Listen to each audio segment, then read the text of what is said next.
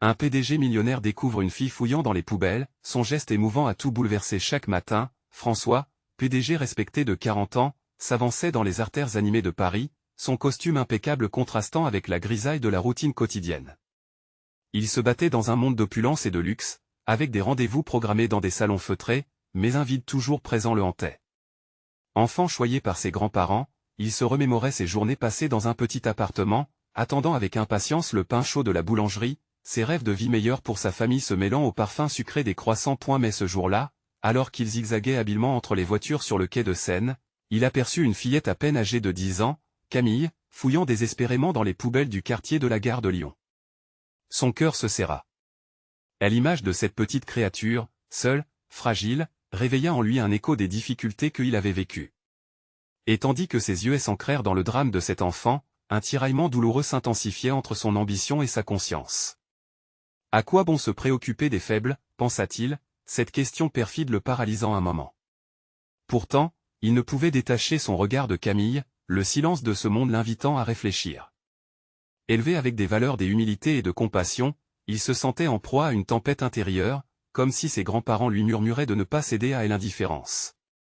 Dans un mouvement presque impulsif, il fit marche arrière, s'approcha d'elle et, avec une simplicité touchante, lui offrit un repas. Ce geste, bien que modeste, remettait en lumière une réalité crue. Au-delà des inégalités, l'humanité résonnait point cependant, loin des feux des projecteurs, les murmures désapprobateurs de ses collègues le poursuivirent. Irréfléchi, naïf, retentissait dans son esprit. Bien que sa bonté émergeât comme une rébellion, il s'interrogeait sur la légitimité de son geste face aux lois impitoyables du monde des affaires. Sa conscience se débattait, n'est-ce pas un devoir d'ignorer les souffrances des autres pour atteindre ses objectifs? Avant de continuer, je dois vous avertir de quelque chose d'important qui se passe. YouTube a fait des changements dans le système et beaucoup de personnes perdent les notifications des chaînes qu'elles suivent. Si vous aimez le contenu, cliquez sur la clochette et marquez toutes les notifications pour ne pas rater les prochaines vidéos. Et si vous pouvez laisser un like, ça m'aide énormément avec la portée sérieusement, ça fait la différence. Ah, dites-moi dans les commentaires d'où vous regardez. J'ai toujours la curiosité de savoir qui est de l'autre côté de l'écran. Maintenant continuons, les jours qui suivirent, un feu se leva en lui. François décida d'agir, d'offrir une part de sa fortune aux enfants défavorisés, souhaitant fracasser les barrières qui rendaient son monde si creux. L'idée d'un événement caritatif au Palais des Congrès germa dans son esprit. Alors qu'il travaillait à cette transformation personnelle, une nouvelle détermination l'habitait, une quête d'humanité sur le chemin du succès. L'apogée de ce voyage, un moment marquant, se présenta lorsque Camille, la petite qu'il avait secourue, se leva devant un public impressionné pour partager son histoire. Sa voix, haute et vibrante, résonna comme un cri de vérité, éveillant les consciences engourdies dans l'assistance. À cet instant, François comprit que le véritable succès ne résidait ni dans l'argent ni dans le statut, mais dans son engagement à transformer les vies, même douloureuses, celles des plus vulnérables. Cependant, alors qu'il se tenait là, admirant cet enfant qui avait tant à dire, il réalisa qu'un dilemme plus grand les guettait tous deux. Parviendra-t-il à briser ce mur d'indifférence? La voix des plus fragiles. Pourra-t-elle finalement être entendue? François se tenait là, le cœur battant, tandis que les applaudissements résonnaient autour de lui. Camille, radieuse et pleine de vie, avait captivé l'audience. Mais, au fond de son esprit, une tempête de questions persistait. Allait-il vraiment réussir à éveiller les consciences? Son pouvoir d'influence suffirait-il à renverser la tendance d'un monde si souvent impassible face à la pauvreté? Le soir suivant, alors qu'il revenait au bureau, il remarqua le contraste aigu entre son bureau luxueux et les réalités qu'il avait choisi d'affronter. Les murs tapissés de succès et de gloire semblaient soudain oppressants. Une image troublante l'assaillait, Camille grattant avec désespoir le fond d'une poubelle, cherchant désespérément à trouver ce qui pouvait lui apporter un peu de réconfort. Il se demanda combien d'autres enfants passaient inaperçus, oubliés dans les recoins de cette grande ville. Décidé, François invita ses collègues à une réunion impromptue. Leur visage blême et confus lui rappelaient l'importance de ce qu'il avait entrepris. « Écoutez, commença-t-il, sa voix claire mais tremblante, nous avons le pouvoir d'apporter un changement. Nous devons faire mieux, être un exemple. » Quelques-uns hochèrent la tête, mais d'autres détournèrent le regard, sceptiques. « Vous êtes fou, François. Vous allez ruiner votre réputation, lui lança un ancien ami, le visage fermé. Mais sa voix n'était qu'un bruit de fond face à la détermination d'un homme prêt à se battre pour les siens. Et elle commença à dresser le plan d'un événement caritatif, toquant à toutes les portes, cherchant des soutiens, créant des partenariats. Chaque pas qu'il faisait lui procura une poussée d'énergie, comme une lueur d'espoir dans l'obscurité. Une fois la date fixée, il s'efforça de rassembler non seulement des sponsors, mais aussi des familles et des enfants défavorisés, bien décidés à leur offrir une plateforme où ils pourraient dévoiler leurs histoires. Le jour de l'événement approchait, et François ressentait une mélancolie mêlée d'excitation. Leur voix, celle qui avait été étouffée par la réalité implacable, allait enfin être entendue. Mais le doute ne le quittait pas. Que se passera-t-il si cela échoue? Se demandait-il. Serait-il capable de porter ce poids sur ses épaules? Le soir de l'événement, le palais des congrès brillait de mille feux. Les invités affluaient, glamour et éclat. Mais François ne pouvait s'empêcher de se sentir comme un imposteur, vêtu de son habit de succès pendant que l'angoisse de ceux qui l'entouraient sourdait sous la surface. Camille, avec son insouciance juvénile, elle approcha, sa voix douce comme une brise. Tout ira bien, François. Les gens doivent voir ce que nous vivons. À cet instant, il comprit, ce n'était pas juste à propos de lui, mais de chaque enfant, de chaque histoire. Le murmure de l'audience s'estompa, puis se transforma en un silence vibrant des anticipations, tandis que les lumières se tamisaient. L'heure de vérité approchait. Le moment où Camille prendrait la parole, devant sans père Dieu, s'annonçait. François était prêt à découvrir la force de cet enfant, mais aussi à affronter la sienne. Quelque chose d'incroyable s'annonçait, mais saurait-il se tenir là, devant ce passage décisif? Une décision à prendre, un engagement à tenir. Le chemin vers la transformation ne faisait que commencer, mais était-il prêt à emporter le poids? La porte vers une nouvelle réalité s'ouvrait, mais les étapes à venir seraient-elles pavées d'échecs, ou François saurait-il, enfin, faire entendre la voix de tous ceux qui n'avaient pas eu la chance d'être écoutés? L'éclairage s'adoucit, et un silence palpable engloutit la salle. François posait son regard sur Camille, qui se tenait là, si petite et pourtant si courageuse. Ses mains tremblaient un peu, mais son sourire rassurant illuminait la scène. Elle était prête. Plus que prête. Sans un mot, elle s'avança et attrapa le micro. Son visage, parsemé de taches de rousseur et d'innocence, dégageait une force inépuisable. François pouvait presque sentir la tension de l'audience se dissiper à mesure qu'elle prononçait ses premiers mots. « Bonjour à tous », commença Camille, sa voix claire résonnant comme une mélodie douce. « Je m'appelle Camille, et je suis ici pour vous parler de ma vie. » Les murmures dans la foule s'estompèrent alors qu'elle poursuivait. « Je ne suis pas seulement une petite fille. Je suis l'un des nombreux enfants qui grandissent dans la pauvreté, qui cherchent un sens dans les déchets que les autres laissent derrière eux. » François, les mains moites, se tenait en retrait, son cœur battant à tout rompre. Il pouvait voir des visages se crisper, des yeux s'ouvrir avec une surprise mêlée de regret. Camille continuait, ces mots porteurs des poids invisibles que d'autres auraient peine à comprendre. « Quand je cherche dans les poubelles, je ne cherche pas seulement de la nourriture ou des vêtements, déclara-t-elle. Je cherche de l'espoir. » Ses yeux s'illuminaient à chaque syllabe. « Je pense à tous les enfants comme moi, qui n'ont pas la chance d'être entendus. Nous sommes là, invisibles à vos yeux. Mais nous existons. » François sentit une vague d'émotion l'envahir, son âme résonnant avec les paroles de cet enfant. Il voulait crier, applaudisse son courage, mais il savait que chaque mot de Camille devait s'imprimer profondément dans l'esprit de chacun. L'audience était suspendue à ses lèvres, et François pouvait discerner les larmes au coin des yeux de certaines personnes. Il se rendit compte que chacun d'eux réalisait la profondeur de leur déconnexion avec la réalité présente devant eux, la vie de ceux qui luttaient pour la survie, là, dans la même ville. « Je n'attends rien de vous, poursuivit-elle. Juste une chance. Si chacun d'entre nous peut faire un petit geste, alors le monde peut devenir un peu meilleur.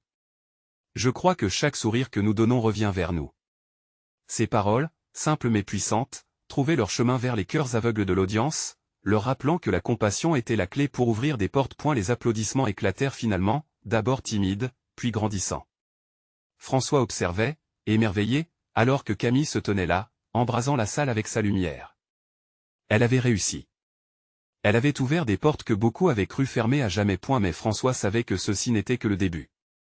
Le regard des participants n'était pas qu'admiratif, c'était aussi un appel à l'action. Vérifiez vos valeurs, regardez autour de vous. Que ferez-vous? Alors qu'il réfléchissait à la portée de cet événement, une nouvelle peur l'envahit. Et si la réaction positive n'était qu'un feu de paille? Que se passerait-il lorsque l'euphorie initiale s'apaiserait et que la réalité reviendrait, tout aussi rugueuse qu'auparavant? Une question persistait, pesant comme une chape de plomb. François avait-il le pouvoir d'ancrer ce moment dans la pérennité, de transformer l'élan en une véritable action durable? Les applaudissements prenaient fin, mais le chemin vers le changement ne faisait que commencer. Et maintenant, alors que Camille recevait une standing ovation, François se rendait compte que sa propre voix devait émerger aussi. Avec cette prise de conscience naissait une détermination nouvelle, mais saurait-il rassembler du courage pour faire face aux vérités difficiles qui l'attendaient? Les yeux des enfants, des familles, de Camille le suivaient. Le défi n'était pas seulement de porter leur histoire, mais de la vivre. Que ferais-je maintenant? La réponse se dessinait dans son cœur, mais le pas à franchir ne serait pas simple. Alors que les applaudissements retentissaient encore dans la salle, François était figé, perdu dans ses pensées. Chaque battement de son cœur résonnait comme une question, que faire maintenant? Il observait Camille, entourée par un groupe de personnes et muet, des larmes aux yeux, mais lui, il était plus préoccupé par l'avenir. Leur regard, empli d'espoir, lui demandait une promesse qu'il avait du mal à formuler. Et elle se leva lentement, le décor vibrant d'émotion. Ses jambes semblaient lourdes, comme si chaque pas exprimait le poids de la responsabilité qui pesait sur lui. À mesure qu'il s'approchait de Camille, il pouvait sentir la tension électrique, comme si elle était chargée d'une anticipation palpable. Elle lui sourit, un sourire qui portait avec lui des rêves des enfants, de rire perdu dans la misère. « Ça a été incroyable, Camille, » lui dit-il, sa voix presque étranglée par l'émotion. « Tu as touché le cœur de tout le monde. J'y espère que tu sais à quel point tes mots sont puissants. » « Merci, monsieur. » Elle baissa les yeux, un peu gênée. « Mais je ne veux pas m'arrêter là. Je veux que les gens agissent. Je veux qu'ils voient. Qu'ils comprennent. » François acquiesça lentement, conscient qu'un changement radical était nécessaire. Tout à coup, une idée jaillit dans son esprit. Si Camille pouvait toucher autant de vie avec un simple discours, que arriverait-il si cet élan prenait forme? À l'initiative d'une collecte de fonds, d'un programme d'éducation, quelque chose qui pourrait réellement faire la différence. Écoute, Camille, peut-être qu'on pourrait organiser un événement. Un banner à l'échelle, pour récolter des fonds et sensibiliser. On pourrait faire quelque chose de grand. Je travaillerai avec toi, avec tous ceux qui veulent changer les choses. Les yeux de Camille s'illuminèrent à la simple mention du mot. Vraiment? Ça pourrait aider d'autres enfants comme moi? Oui, vraiment, affirma-t-il avec conviction, sa détermination grandissant. Ensemble, nous pourrions créer un projet qui donnerait une voix à ceux qui n'en ont pas. Nous pourrions aider des enfants à sortir de cette pauvreté, leur donner des possibilités que nous avons peut-être perdues de vue. La promesse d'un avenir meilleur inondait François de chaleur, mais une peur persistante continuait de le hanter. Était-ce suffisant? Le monde n'avait pas besoin de paroles vides, il avait besoin d'action. Les obstacles seraient nombreux, la route semée d'embûches. Mais comment allons-nous convaincre les autres? Que feront-ils? Interrogea Camille, ses yeux pétillants d'espoir, mais pleins d'inquiétude. François rêvait déjà des affiches, des discours, des dons. Nous allons toucher les cœurs, c'est ce que nous avons fait aujourd'hui. Ça commence ici et maintenant. Il savait que la première tâche serait de créer un réseau de soutien, de mobiliser les ressources. Et alors qu'il contemplait l'audace de ce projet, une question l'assaillait, sera-t-il suffisamment fort pour perdurer dans le temps? François scruta la salle, des visages encore éclatants de passion.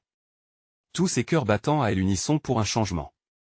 Peut-être que ce soir, il pourrait faire naître une flamme, une étincelle. Une lumière dans l'obscurité. Si nous nous battions ensemble, nous pourrions être le changement que nous voulons voir dans le monde, murmura-t-il, convaincu. Et alors, avec l'énergie croissante de l'espoir, se leva une nouvelle question, crépitante comme un feu d'artifice au-dessus des eux, combien de ruisseaux de bonté pourrions-nous créer, en continuant d'agir à partir de ce moment? François comprit alors que l'initiative de Camille était le premier pas. Mais quel en serait le chemin? La réponse s'ouvrait devant lui, pleine de promesses et d'incertitudes. Leur voix s'élèverait vraiment au-delà des murs de cette salle, laissant une marque indélébile sur le monde extérieur. L'histoire était sur le point de commencer, et avec elle, le défi d'un changement authentique. François ne pouvait pas se défaire de la chaleur qui l'envahissait. Chaque battement de son cœur semblait résonner avec la détermination naissante autour de lui. Il observa Camille, son regard brillant d'espoir.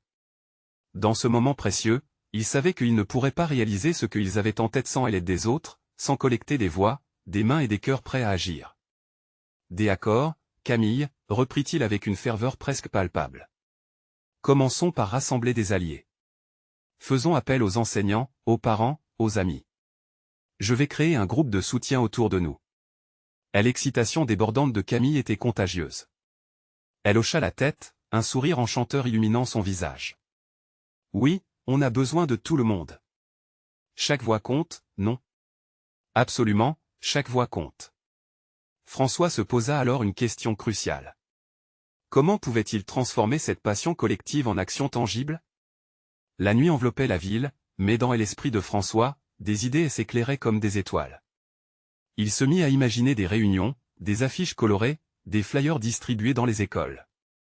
Chaque idée débordait de possibilités. Tu sais, Camille, ajouta-t-il, je pense que nous devrions commencer par un petit événement. Un café où les gens viendraient écouter ton discours, puis partager leurs idées. Des enfants et des adultes ensemble, pour éveiller les consciences. L'enthousiasme de Camille était palpable. Et on pourrait créer une boîte à idées où chacun pourrait proposer son aide. Lorsqu'elle parlait, sa voix portait une conviction pure, un élan de jeunesse déterminé à changer son monde. François réfléchissait déjà à la logistique. Quelles seraient les meilleures dates, le meilleur endroit? Il pondérait tant de détails, mais tout cela prenait forme dans son esprit comme une fresque vibrante de couleurs et de sons. Ils passèrent les jours suivants à concevoir leur événement, à en parler autour d'eux.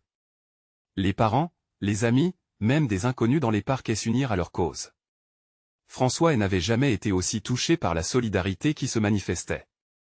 Chaque conversation, chaque échange faisait battre son cœur de plus en plus fort. Mais la peur s'immisçait parfois comme une ombre.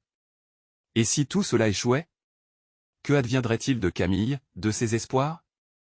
Lorsqu'il l'observait, une détermination au fond des yeux, il se promettait de lui montrer que les échecs n'étaient que des leçons déguisées. Le jour de l'événement arriva. La petite salle était transformée, des affiches florissantes, des ballons colorés, un coin mis en place pour que les enfants dessinent. François avait l'impression de vibrer sur une note. Ils attendaient des visages familiers et de nouveaux amis qu'ils n'avaient pas encore rencontrés. Les premiers arrivants prirent place, et au fur et à mesure que Camille montait sur scène, son regard chercha celui de François. Il lui fit un clin d'œil, et un sourire éclatant illumina son visage. Son cœur s'emballa à la vue de son courage. Mesdames et messieurs, commença Camille, aujourd'hui, nous allons parler de l'importance de tendre la main aux autres, de faire de notre voix une force de changement. Les mots jaillirent avec l'innocence et la force d'un véritable leader, transcendant la peur du moment. François se tenait debout, empli de fierté et d'espoir. Mais au fond de lui, il restait une question lancinante. Serait-il capable de maintenir cette dynamique au-delà de cette soirée? L'impact de cette initiative résisterait-il à l'épreuve du temps? Alors que l'audience se laissait porter par ces mots, François savait que cette première étape était seulement le début d'un long chemin. Mais chaque chemin devait commencer par un pas, et il venait de faire le leur. La vraie question, se murmura-t-il, est de savoir combien de vies nous pourrions transformer si nous continuions à nous battre ensemble. Quel avenir se dessinerait à la suite de cette soirée? La voix de Camille résonnerait-elle toujours au-delà des murs de cette salle? François ne se lassait pas d'écouter Camille. Chaque mot qu'elle prononçait semblait résonner profondément, non seulement dans la salle, mais également dans le cœur de chacun des présents. Les visages attentifs de l'audience reflétaient une curiosité mêlée d'espoir. Des murmures d'approbation et de pensées organiques accompagnaient chaque nouvelle phrase de Camille, comme une mélodie chaleureuse et engageante. Si nous nous unissons, nous pouvons créer un mouvement, une communauté où chacun se sentira écouté et valorisé, poursuivait-elle, les yeux brillants de détermination. Pensez à toutes ces voix qui n'ont jamais eu l'occasion de s'exprimer. Nous sommes ici pour les enterrer. Les applaudissements éclatèrent à nouveau, accompagnés de rires d'enfants qui dessinaient dans le coin prévu. Une journée, un simple café, et déjà des étincelles de changement brillaient. La soirée avançait, les échanges et les idées fusaient, nourrissant l'esprit collectif de la soirée. François se sentait transporté, comme si chaque sourire était une promesse. Cependant, alors que Camille terminait son discours, il aperçut au fond de la salle une silhouette solitaire. Une jeune fille, probablement une adolescente, observait furtivement. Son regard était fuyant, mais il était impossible de négliger la détresse qu'il trahissait. Sa présence contrastait avec l'énergie optimiste qui régnait. François se sentait soudainement tiraillé par une émotion nouvelle et inattendue. Tout le monde mérite d'être écouté, souffla-t-il à lui-même. Il se leva et s'avança, déterminé à réaliser ce moment d'empathie. Il s'approcha de la jeune fille, sortant du tumulte de la salle. La peur s'infiltrait dans son cœur, mais il comprit qu'il devait agir. « Salut !» Elle accueillit doucement.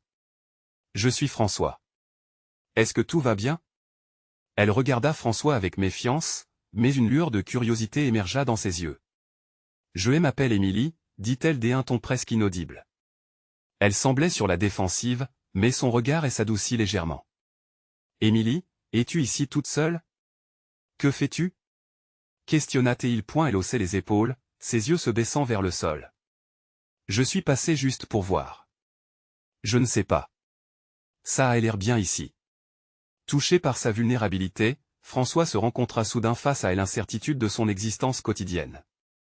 Il se souvenait de ses propres luttes, du flot des émotions qui elle avait traversé jadis, et il savait qu'il devait faire quelque chose pour elle. « Écoute, Émilie, » commença-t-il avec une voix réconfortante. « Ici, nous discutons des engagements, des entraides. J'y aimerais que tu rejoignes notre mission. Chaque voix compte. Tu as quelque chose de précieux à partager. » À ces mots, les paupières d'Émilie s'écarquillèrent, et une lueur d'espoir pétilla à travers son regard. « Tu veux vraiment dire ça? » »« Absolument. Pourquoi ne pas rester un peu plus longtemps? Peut-être que tu pourrais partager ton histoire avec nous. » François lui tendit aussi une main, une invitation sincère pour qu'elle se sente inclue dans ce qui se passait. Après une pause hésitante, Émilie accepta l'invitation et, ensemble, ils retournèrent chez les autres. Cette rencontre marquait la naissance d'un nouveau rapport, non seulement pour elle, mais pour tous. Tandis que Camille termina la soirée avec une note encourageante, François s'émerveilla de la magie des connexions qu'ils créaient ensemble. Cela ne pourrait être qu'un début pour Émilie et pour des autres, et leur communauté apprenait à voir les divers chemins qui les avaient menés dans cette petite salle. François regarda Camille, brillant sous les feux de la scène, et il sut, au fond de lui, que des histoires comme celle d'Émilie ne faisaient que commencer à émerger. Mais à chaque pas, la question restait là, combien d'autres Émilie se cachaient dans l'ombre, attendant d'être vues, entendues? La soirée touchait à sa fin, mais François avait désormais une mission plus grande que lui-même. Sa voix résonnerait. Au-delà de ce café, mais il se demandait serait-il prêt pour tout ce qui allait arriver? François retourna à son groupe, l'esprit encore embrumé par la rencontre avec Émilie. Les rires et les discussions qui l'entouraient semblaient plus vides, moins vibrants. Il se sentait partagé entre l'excitation de ce qu'ils venaient de commencer ensemble et l'inquiétude pour cette jeune fille qui se battait dans l'ombre. Il se demandait ce qu'il pouvait faire de plus pour elle, comment il pourrait lui donner la voix dont elle avait besoin. Alors que Camille terminait son intervention, un frisson d'enthousiasme parcourut la salle. Les gens prenaient des engagements, s'échangeaient des coordonnées. Chacun semblait déterminé à faire avancer les choses. Mais François, lui, avait les yeux rivés sur Émilie. Il perdit un instant le fil des conversations, obsédé par l'idée qu'il devait instaurer une connexion plus profonde avec eux. Elle s'approcha de Camille, et l'animation de la soirée se reflétant dans ses yeux. « Camille, je voudrais que tu rencontres Émilie. Je pense qu'elle a beaucoup à offrir, mais elle a besoin d'un peu de réconfort, de validation. » Camille, toujours pleine d'énergie, hocha la tête avec un sourire encourageant. « Bien sûr, François. Où est-elle » François désigna discrètement du doigt Émilie, encore perchée sur le bord de l'ombre, scrutant le sol. Il vit le regard de Camille se transformer, passant de la curiosité à la détermination, comme si elle ressentait déjà la fragilité de cette jeune fille. « Émilie, viens ici, s'il te plaît. » Appela Camille d'une voix douce mais ferme, tout en s'approchant d'elle. Émilie leva les yeux, d'abord surprise, puis incertaine. Ses pas hésitants la conduisirent vers Camille et François, qui l'accueillirent avec des sourires chargés d'encouragement.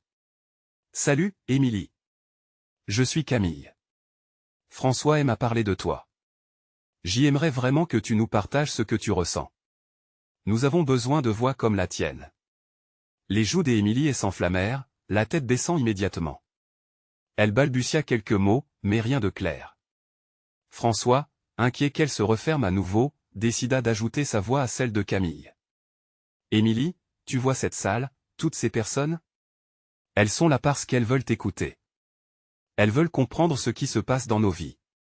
Ta voix compte, vraiment. » Après un moment qui parut interminable, Émilie releva la tête, ses yeux embués de larmes. Je ne sais pas par où commencer. Personne ne m'écoute normalement. Camille s'agenouilla pour être à hauteur d'Émilie, lui offrant un visage empreint de compréhension. Tu n'as pas à avoir peur.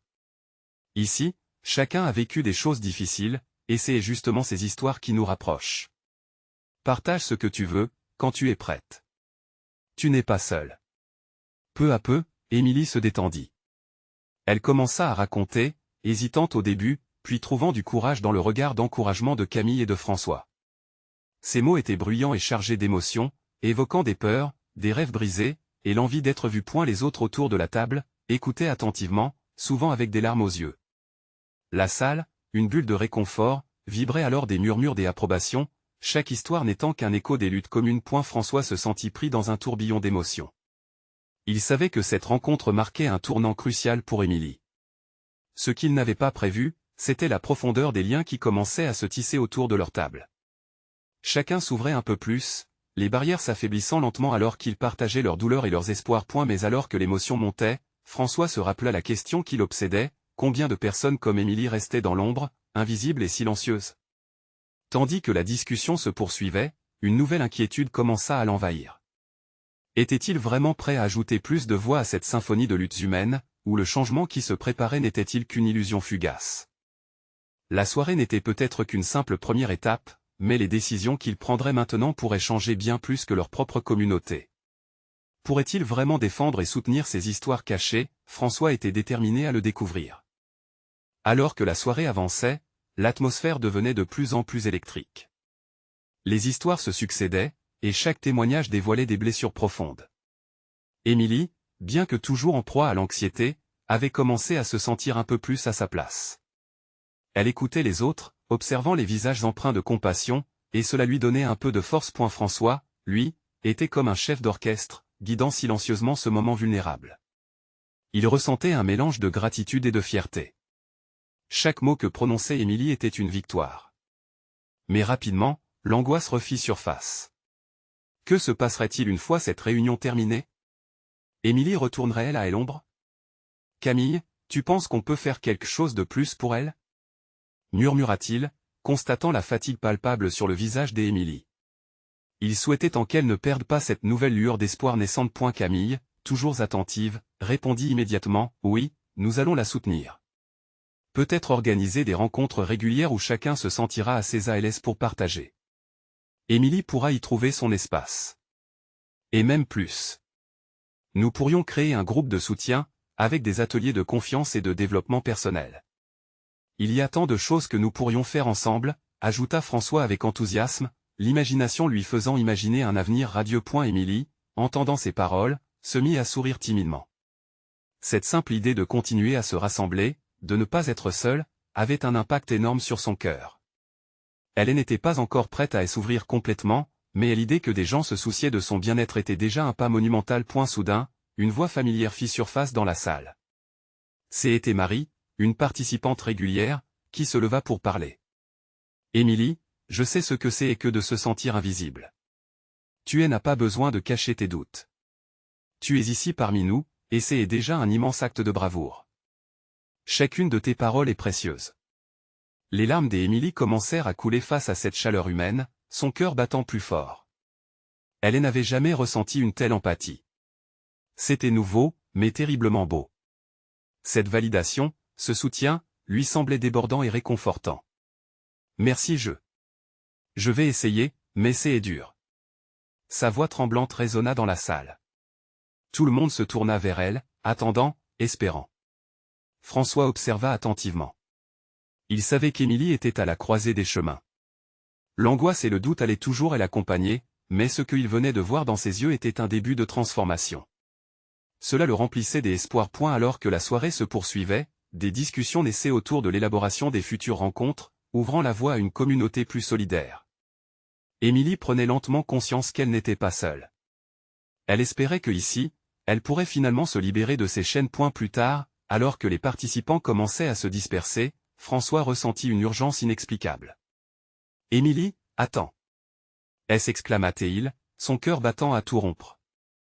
Elle se retourna, une lueur d'incertitude dans ses yeux. « Je veux que tu saches que ce que tu as partagé ce soir a touché tout le monde. Ne sous-estime jamais l'impact que ta voix peut avoir. Je serai là à chaque étape, si tu acceptes d'avancer avec nous. Le regard d'Émilie s'illumina. Je crois que je veux essayer. Je veux être écouté. François sentit un soulagement l'envahir. Ensemble, ils bâtiraient quelque chose de beau, une plateforme où chaque voix pouvait résonner. Mais alors qu'il s'éloignait, une pensée l'assaillit, tout cela suffirait-il? Le chemin vers la guérison serait long, semé d'embûches. Émilie pourrait-elle vraiment se libérer de son passé? François se le promit, il ne reculerait pas.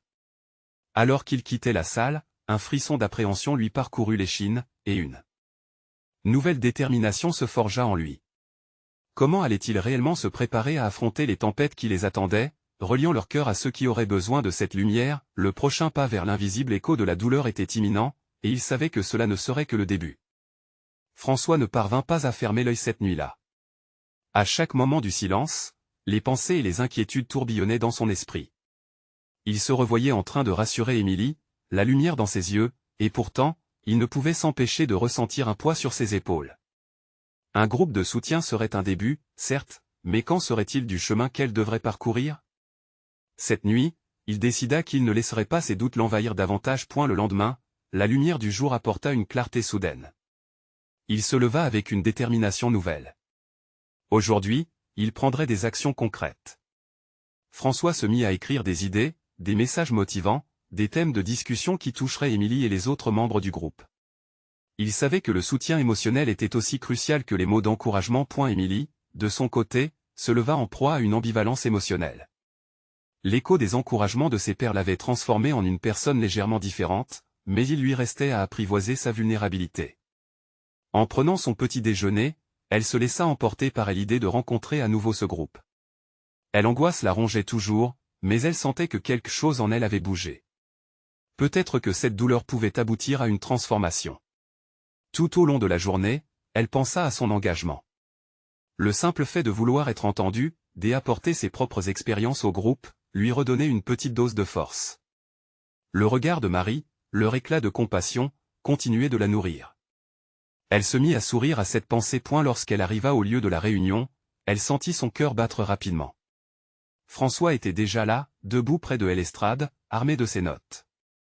L'autre petit groupe qui partageait cette aventure avec elle l'attendait, prêt à accueillir ses réflexions. Émilie s'avança, et cette fois, elle était déterminée à ne pas se laisser submerger par le doute. Aujourd'hui, je voudrais parler de mes peurs, commença-t-elle, les mains moites mais le regard déterminé. Les encourageants murmures résonnèrent autour d'elle. Je crains le jugement. Je crains d'être laissée de côté. Je crains d'être encore la petite fille qui se cache, celle qui ne se sent pas digne d'amour. Les larmes commencèrent à poindre mais elle poursuivit. Mais je veux aussi croire que je peux changer. Je veux pouvoir faire entendre ma voix.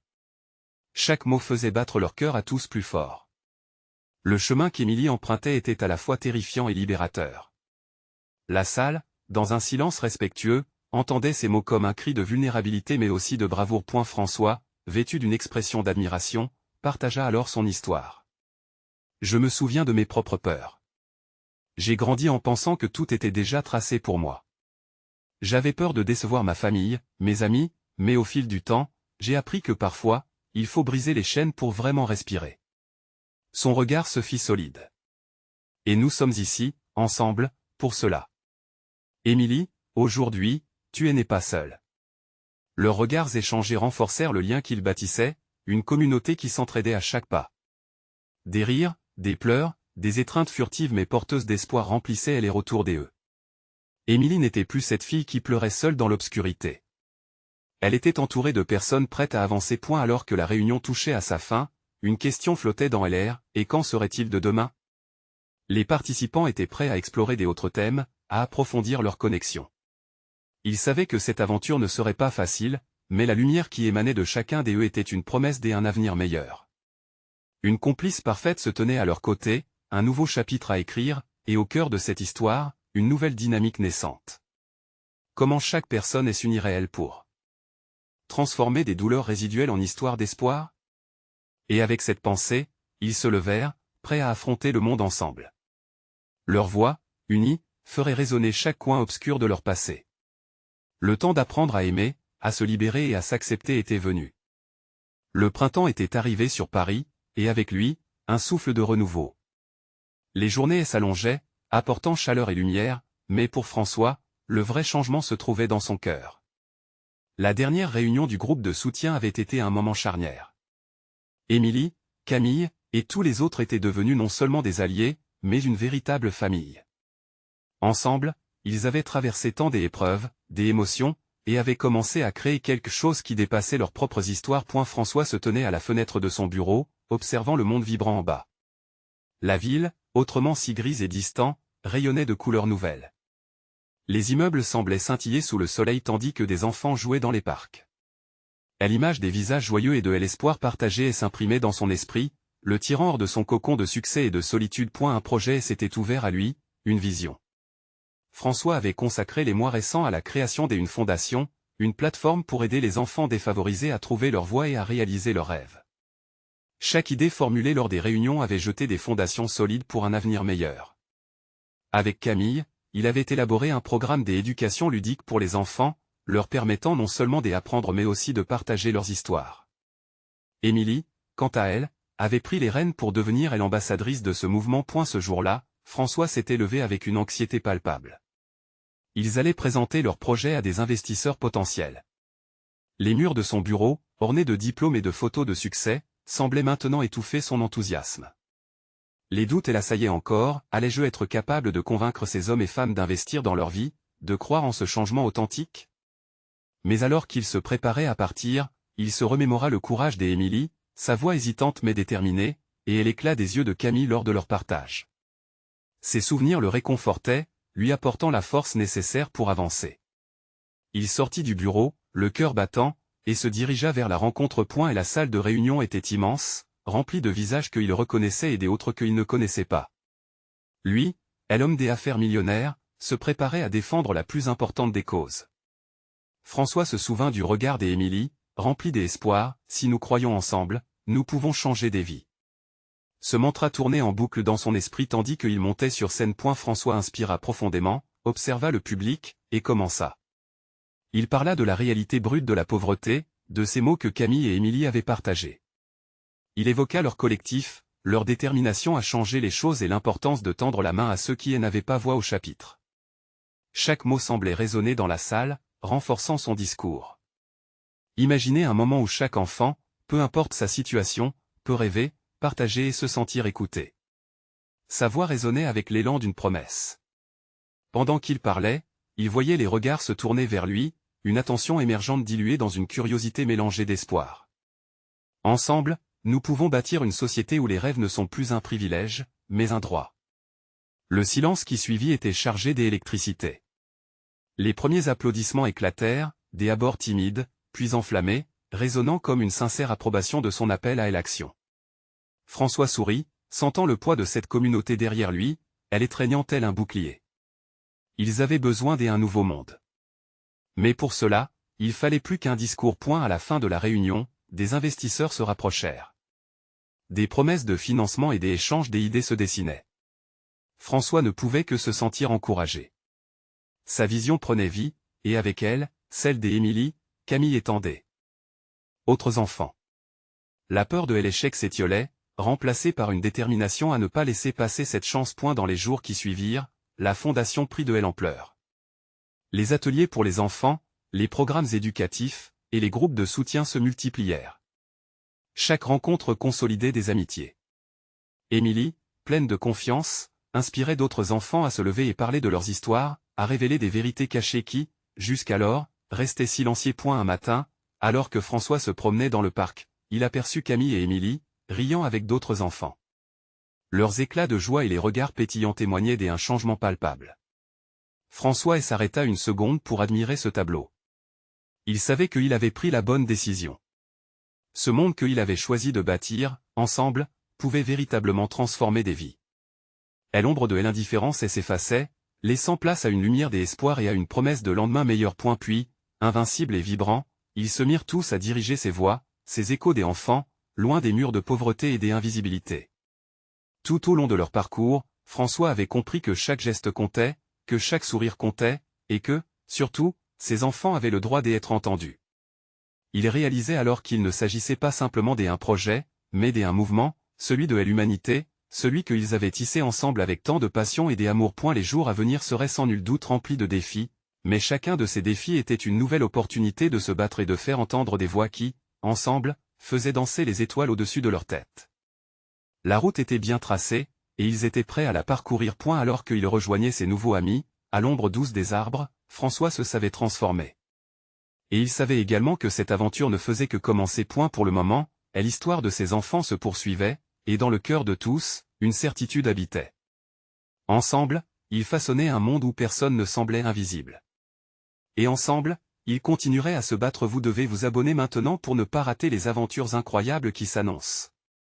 Laissez un like maintenant pour aider l'algorithme à faire entendre ces histoires essentielles. Commentez vos réactions et théories sur cette fin incroyable. Et surtout, partagez instantanément cette vidéo avec au moins 5 amis qui ont besoin de voir cette conclusion puissante. Ne laissez pas passer cette chance de propager l'espoir et l'inspiration.